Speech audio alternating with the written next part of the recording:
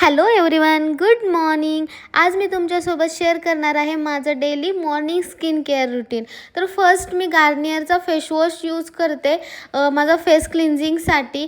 आणि मी एक online scrubber मागवलं आहे, ते मी अल्टरनेट डेज यूज करत असते.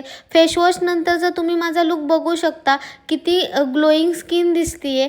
त्यानंतर मी बेला विटाचा स्किन टोनर म्हणजे फेस टोनर यूज करते, जो खूप ब्राईटनिंग आणि छान आहे. त्यानंतर मी मॉर्निंगसाठी व्हिटॅमिन सी सिरम वापरते, तो आहे बॉडी क्युपिडचा. आणि त्यानंतर मी मॉइश्चरायझर वापरते, ते म्हणजे हिमालयाचं, जे स्टिकी पण नाही आहे आणि छान ग्लो देतं.